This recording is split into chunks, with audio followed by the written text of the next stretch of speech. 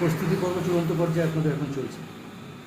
কোন কোন বিষয়গুলোকে সাধারণ মানুষের সামনে তুলে ধরছেন আর তাদেরকে অ্যাপ্রোচ করছেন যে তৃণমূলের পক্ষে তারা থাকে, এজেন্ডাগুলো কী?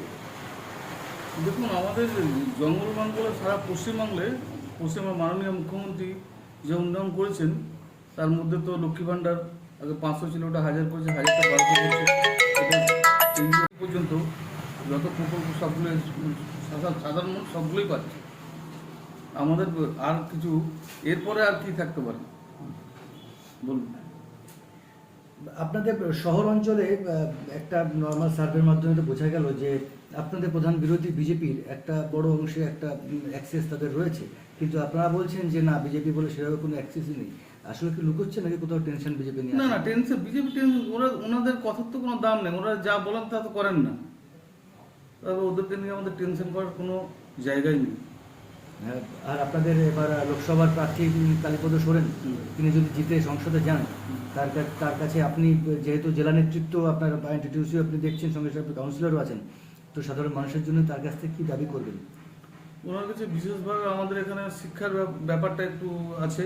শিক্ষার ব্যাপারটা বলতে কিছু স্কুল আমাদের এখানে দিদি অনেকেই করেছেন, মানে হোস্টেল করেছেন, স্কুলের ব্যাপারে সব কিছু করছেন। ওই শিক্ষার ব্যাপারটা একটু করবো।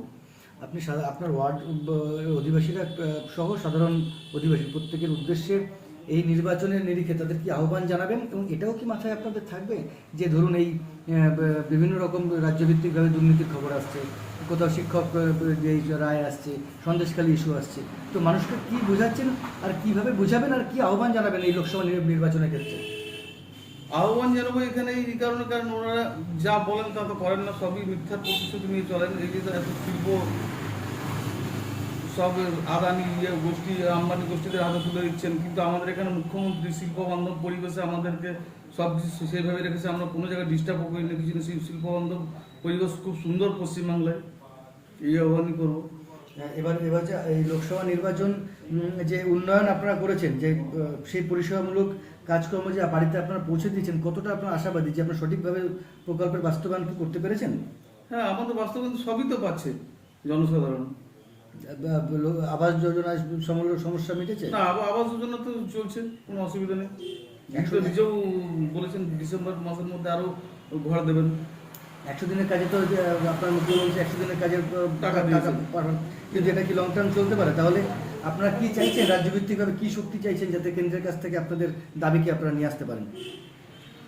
কেন্দ্রের বিরুদ্ধে কেন্দ্র না দিলেও দিদি তো করছেন, রূপায়ণ করছেন তো সব কিছু। এবং 100 দিনের কাজ তো আমাদের পশ্চিমবঙ্গ সরকার যেটা আটকে রেখেছিল এত 1000 কোটি টাকা, সেই তো দিদি তো দিলেন 100 দিনের টাকা, আমাদের এখানেও পেয়েছেন।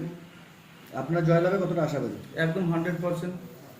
এবং আমাদের যে প্রার্থী কালীপদ সোরেন 2 জন। আপনার বিধানসভার নিরিখে এই লোকসভাতে আপনার ওয়ার্ডে কিরকম লিড দেবেন বলে মনে করছেন?